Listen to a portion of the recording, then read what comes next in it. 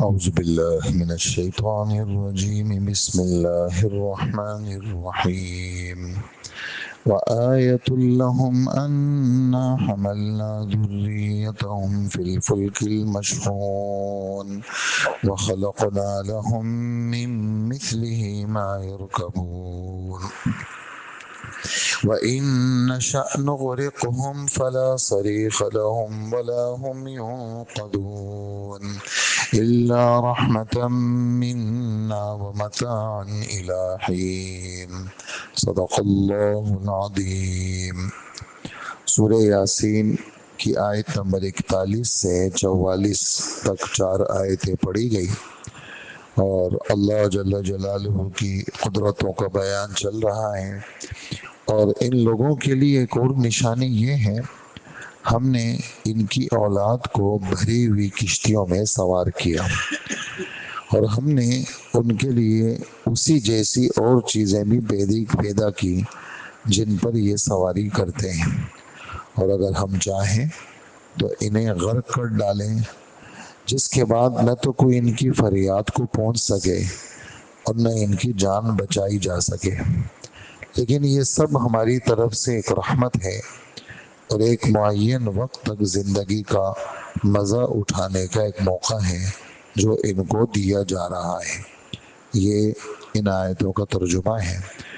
ہمارے رب اپنی قدرت کو بیان فرما رہے ہیں کہ ان لوگوں کے لیے ایک نشانی کیا ہے کہ ہم نے ان کی اولاد کو بھری ہوئی کشتیوں میں سوار کیا۔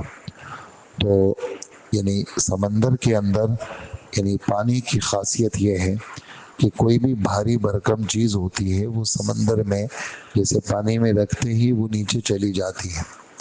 اب یہ کشتی ہے، جہاز ہے، سب لوہے کے بنے ہوئے، لکڑی کے بنے ہوئے، لوہا ان میں ہوتا ہے، سیمنٹ ان میں ہوتا ہے، ان میں بہت ساری چیزیں ہوتی ہیں، ہاں، اور ہزاروں ٹن چیزیں اس میں لادی جاتی ہیں۔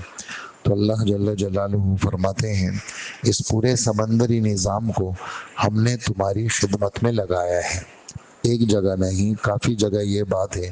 قرآن پاک کے اندر آپ حضرات تلاوت کرنے میں یہ والی آیتیں پڑھتے ہوں گے، وَسَخَّرَ لَكُمُ الْبَحْرَ لِتَجْرِيَ فِي الْبَحْرِ بِأَمْرِهِ وَسَخَّرَ لَكُمُ الْفُلْكَ لِتَجْرِيَ فِي الْبَحْرِ بِأَمْرِهِ۔ ہم نے یہ کشتیاں، یہ جہاز ہم نے تمہاری خدمت میں لگائی ہیں تاکہ یہ اللہ کے حکم سے سمندر میں چل سکے۔ یعنی اللہ کے حکم کے بغیر یہ سمندر میں نہیں چل سکتی۔ پانی کی خاصیت ہے چیزوں کو ڈبو دینا، لیکن اللہ جل جلالہ اس پانی کے اوپر ان کشتیوں کو چلاتے ہیں۔ اور 2 جگہ قرآن پاک کے اندر 14ویں پارے میں اور سورہ فاطر کے اندر اللہ جل جلالہ فرماتے ہیں وَهُوَ الَّذِي سَخَّرَ الْبَحْرَ لِتَأْكُلُوا مِنْهُ لَحْمًا طَرِيًّا وَتَسْتَخْرِجُوا مِنْهُ حِلْيَةً تَلْبَسُونَهَا وَتَرَى الْفُلْكَ مَوَاخِرَ فِيهِ۔ تم دیکھتے ہو ان کشتیوں کو جو سمندر کے پانی کو چیرتی ہوئی جاتی ہیں، سمندر کے پانی کو چیرتی ہوئی جاتی ہیں اور یہ سمندر کے اوپر رہتی ہیں۔ پھر یہ سمندری جتنا نظام ہے اللہ جل جلالہ نے یعنی یہ جو روح ہے اللہ نے ستاروں کے ذریعے سے اس کے روح کو سیدھا کیا ہے۔ اس لیے کہ جب آدمی پانی میں جاتے ہیں تو کچھ بھی نہیں ہے، دنیا کے اندر تو جگہ جگہ پہ کلومیٹر کے نشان بنے ہوئے ہیں، راستوں کا رخ پتہ ہوتا ہے۔ سمندر میں کیا بنا ہوا ہے؟ سمندر میں تو کچھ بھی نہیں۔ لیکن اللہ جل جلالہ فرماتے ہیں یعنی 7ویں پارے میں اور 14ویں پارے میں اس وقت یہی 2 آیتیں ذہن میں ہیں، باقی پورے قرآن میں اور بھی ہیں کہ اللہ پاک فرماتے ہیں ہم نے ان ستاروں کے ذریعے سے ان کے لیے ہم نے سمندری راستوں کی رہنمائی ہم نے کی ہے۔ وَهُوَ الَّذِي جَعَلَ لَكُمُ النُّجُومَ لِتَهْتَدُوا بِهَا فِي ظُلُمَاتِ الْبَرِّ وَالْبَحْرِ۔ خشکیوں کے اندر اور سمندر کے گھپ اندھیروں کے اندر، خشکی کا اندھیرا ہو، سمندر کا گھپ اندھیرا ہو، ہم نے ستاروں کو تمہاری خدمت میں لگایا ہے اور ستاروں کے ذریعے سے تم راستہ معلوم کرتے ہو۔ اسی طرح پھر سمندر کے اندر یہ جو ہوا ہے یہ بھی ایک کام کی چیز ہے. اگر یہ ہوا اللہ پاک روک دے تو یہ سارے جہاز کھڑے ہو جائیں. اللہ جل جلالہ فرماتے ہیں وَمِنْ آیَاتِهِ الْجَوَارِ فِي الْبَحْرِ كَالْأَعْلَامِ. یہ میری نشانیوں میں سے ایک نشانی کیا ہے کہ سمندر کے اندر یہ بڑے بڑے جہاز چلتے ہیں ایسے جیسے پہاڑ. عالم کا ترجمہ عالم کی جمع ہے پہاڑ. جیسے پہاڑ بڑے بڑے ہوتے ہیں ایسے ہی یہ بڑے بڑے جہاز سمندر میں چلتے ہیں. یہ میری نشانی ہے. آگے فرماتے ہیں یہ سورہ شورا ہے 25واں پارہ. ان یشاء یسکن الریح فیظللن رواکد علی ظہری. اللہ اگر چاہیں تو ہوا کو روک دے تو پھر یہ جتنے بھی جہاز ہیں یہ سمندر پہ کھڑے کے کھڑے رہ جائیں گے. تو ہوا کو چلایا تاکہ سمندر کے اندر یہ پورا نظم چل سکے تمہارا. تو یہ فرما رہے ہیں کہ ہم نے ان لوگوں کی اولادوں کو بھری ہوئی کشتیوں میں سوار کیا. علماء لکھتے ہیں کہ یہاں اللہ جل جلالہ نے 3 نعمتیں بیان فرمائی ہیں. ایک نعمت تو سواری کی نعمت ہے. ہم نے ان کو سوار کیا اور سوار کر کے یعنی سواری کا انتظام ہم نے کیا. ٹھیک ہے. لکڑی اگر تم نے لکڑی اور لوہے سے کشتی اور جہاز بنائے ہیں تو یہ لکڑی بھی ہم نے پیدا کی ہے اور تمہیں سمجھ بھی ہم نے دی ہے. اور اسی طرح یہ لوہا بھی ہم نے پیدا کیا ہے اور تمہیں سمجھ بھی ہم نے دی. یہ جتنا بھی نظم ہے اخیر میں رخ کہاں جاتا ہے وہ اللہ کی طرف جاتا ہے. تو ایک تو سواری کا انتظام کیا. دوسرا ہم نے تمہیں اولاد بھی دی. ہم نے تمہیں کیا دی ہے؟ اولاد بھی دی ہے. اس لیے کہ اولاد کیا ہے کہ آدمی پھر اولاد دے کر کے یہ ایک اور نعمت اولاد دے کر کے تمہیں گھر میں بٹھا دیا. تمہاری عمر بڑی ہو گئی اللہ نے بچے دے دیے بچے جوان ہو گئے انہوں نے تمہارے نظم کو سنبھالا. اب تمہارے بچے جاتے ہیں اور تمہارے لیے کاروبار کرتے ہیں تم گھر میں بیٹھ کے اللہ اللہ کرتے ہو. تو ہم نے تمہیں اولاد دی پھر سواریاں دی اور پھر بھری ہوئی کشتیوں میں ان کو سوار کیا.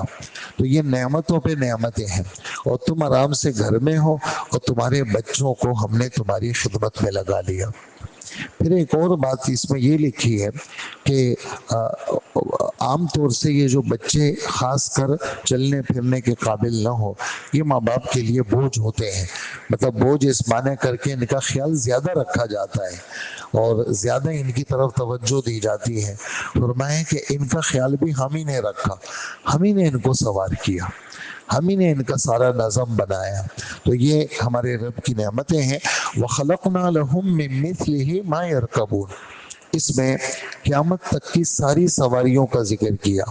ہم نے جیسے تمہارے لیے سمندر کے اندر سواری کا نظم بنایا وہ سمندر کے پانی کو تمہارا تابعدار بنایا سمندر کے اندر کی چیزوں کو تمہارا تابعدار بنایا اوپر سواریاں ہم نے چلائی تمہارا تابعدار بنایا. ایسے ہی اس سمندر کے اندر چلنے والی سواریوں جیسی ہم نے بہت ساری چیزیں تمہارے لیے پیدا کی جس پہ تم سوار ہوتے ہو. کیا پیدا کی؟ سمندر کے سفر کو یعنی کشتی کو سفینہ کہا جاتا ہے. سفینہ کشتی کو کہا جاتا ہے. عام طور سے سمندری جو سفر کے لیے چیز استعمال ہوتی ہے اس کو سفینہ کہا جاتا ہے. اور عرب لوگ اونٹ کے اوپر بھی چونکہ بوجھ لاتے تھے اور دور دراز کے سفر اونٹوں کے اوپر کرتے تھے تو اونٹوں کو سفینۃ البر کہا جاتا تھا خشکی کی کشتی. یہ سفینۃ البحر ہے سمندر کی کشتی اور اونٹ کیا ہے وہ خشکی کی کشتی ہے اس کو سفینۃ البر کہا جاتا تھا. تو ہم نے تمہارے لیے وہ سواریوں کا انتظام کیا جو اس کشتی ہی کی طرح تمہارے بوجھوں کو لے کر کے چلتے ہیں. اور 14ویں پارے میں یہ والی بات فرمائی سورہ نحل کے پہلے رکوع میں والخیل والبغال والحمیر لترکبوها وزینا. ہم نے گھوڑے تمہارے لیے پیدا کیے سواری کے لیے بھی اور زینت کے لیے بھی. ہم نے خچر تمہارے لیے پیدا کیے. گھوڑے اور گدھے کے بیچ کی جو نسل ہے اس کو خچر کہا جاتا ہے. ہم نے وہ تمہارے لیے پیدا کی. ہم نے گدھے تمہارے دیکھیں نا، کراچی بھی ایک ترقی یافتہ شہر ہے، وہاں پر بھی گدھا گاڑی آپ کو ملے گی اور گھوڑا گاڑی ملے گی، اور کوئی پولیس والا اس کی چالان نہیں کرے گا. سریے لے جاتے ہیں، پتہ نہیں کیا کیا چیزیں لے جاتے ہیں، اور آرام سے جناب سڑکوں پہ چلتے ہوئے نظر آتے ہیں. تو یہ کیا ہے؟ ہم نے تمہارے لیے گھوڑے پیدا کیے، ہم نے تمہارے لیے خچر پیدا کیے. یہ دشوار گزار پہاڑی راستوں پہ نہ ہیلی کاپٹر جا سکتا ہے، نہ وہاں پر کوئی گاڑی جا سکتی ہے.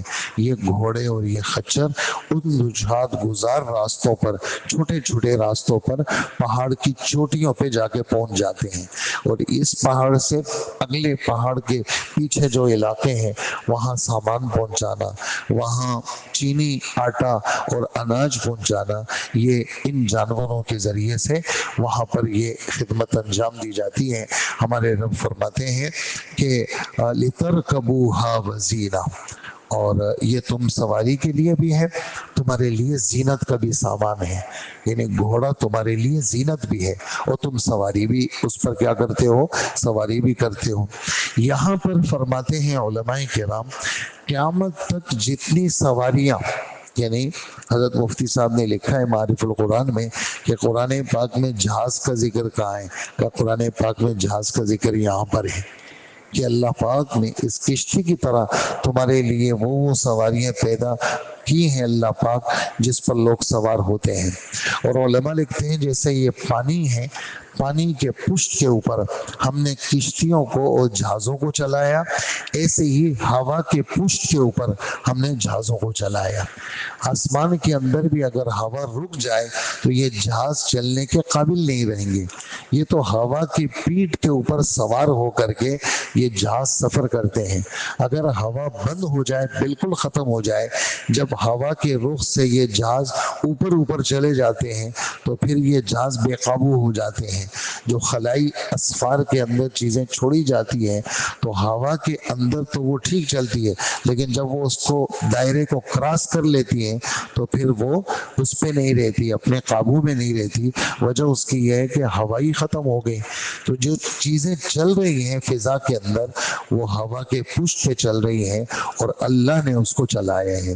تو ہم نے ان انسانوں کے لیے سواریوں کا انتظام ہم نے کیا. وَإِن نَشَأْ نُغْرِقْهُمْ، ہم اگر چاہیں تو ان کو غرق کر دیں، یعنی فضا کے اندر سے ہم ان کو ہٹا دیں اور جہاز کو گرا دیں، اور یا پھر ہم سمندر کے کشتیوں کے اندر اور جہازوں کے اندر ہم ان کو بھنور میں پھنسا دیں یا سمندری طوفان میں پھنسا دیں. اس لیے کہ سمندر کا طوفان جو آتا ہے، بڑے بڑے جہاز اور بڑی بڑی چیزیں اس کے سامنے کچھ بھی نہیں، اور پہاڑ جیسی موجیں آتی ہیں، اور پہاڑ جیسی موجیں آ کر کے ان کو اگر ہم ختم کرنا چاہیں تو ہم ختم کر سکتے ہیں. فلا صریخ لہم، ان کا کوئی فریاد سننے والا نہیں ہوگا. یہ تو بتوں کو پکارتے ہیں. 11ویں پارے کی ایک آیت ہے، لمبی آیت ہے، میں اس کا چھوٹا ٹکڑا آپ کو سناتا ہوں. اللہ جل جلالہ فرماتے ہیں یہ کشتیوں پہ لوگ سوار ہوتے ہیں، اور جب یہ کشتیاں چل پڑتی ہیں اور کہیں اچانک یہ بھنور میں پھنس جاتی ہیں تو اس وقت یہ جتنے بھی مشرک بت پرست ہیں دعوا اللہ مخلصین لہ الدین، اس وقت پھر یہ بتوں کو نہیں پکارتے، پھر یہ خالص اللہ کو پکارتے ہیں. تو اس لیے کہ وہاں پر ان کی کوئی فریاد سننے والا اللہ کے سوا کوئی نہیں ہے. وَلَا هُمْ يُنْقَذُونَ، نہ تو ان کی کوئی فریاد سننے والا ہوگا، نہ ان کو کوئی بچا سکے گا. ہاں ہماری رحمت ہے کہ باوجود کفر کے، باوجود شرک کے، باوجود نافرمانی کے، ہم اپنی رحمت کی برکت سے لوگوں کو کیا کرتے ہیں؟ نفع دیتے ہیں، اور دنیا کے اندر ہم ان کو نفع اٹھانے کے لیے ہم نے ان کو مہلت دی ہے. تو یہ ان آیتوں کا خلاصہ تھا. اللہ پاک ہمیں عمل کی توفیق عطا فرمائے، اور اللہ کی ذات پہ ہمیں یقین نصیب فرمائے. اور یہ نعمتیں ہیں، یہ تو ان نعمتوں کا بیان ٹھیک ہے. اس وقت میرے پاس کشتی بھی نہیں، جہاز نماز بھی نہیں، کچھ بھی نہیں، لیکن اور کتنی ساری نعمتیں ہیں۔ اس لیے علماء لکھتے ہیں ہر نعمت کی نسبت اللہ کی طرف کریں، اللہ یہ آپ نے دی۔ ہمارے نبی صلی اللہ علیہ وسلم کرتا پہنتے تھے تو فرماتے تھے کہ الحمدللہ الذی کسانی ھذا، اے اللہ آپ کا لاکھ لاکھ شکر ہے آپ نے یہ پہنایا مجھے۔ امامہ پہنتے تھے، فرمایا اللہ آپ نے یہ پہنا ہے، اس کی طرف اشارہ کرتے تھے۔ ایسے ہی جتنی ساری نعمتیں ہیں ان سب کی نسبت کس کی طرف کریں گے؟ اللہ کی طرف۔ یا اللہ آپ نے یہ چیز دی ہے اور آپ مجھے دل سے شکر گزار بنا دے، اس لیے کہ جیسے شکر کیا ہوتا ہے زبان سے ہوتا ہے، ایسے ہی شکر آدمی دل سے نعمتوں کا شکر کرے۔ اور شاکر آدمی کی نعمت گھٹتی بھی نہیں ہے اور چھنتی بھی نہیں ہے۔ شاکر آدمی کی نعمت وہ گھٹتی بھی نہیں ہے اور چھنتی بھی نہیں ہے، اللہ پاک بڑھاتے رہتے ہیں اور نعمتوں سے اللہ پاک اس کو کبھی بھی محروم نہیں کرتے۔ اللہ مجھے بھی آپ کو بھی عمل کی توفیق عطا فرمائے۔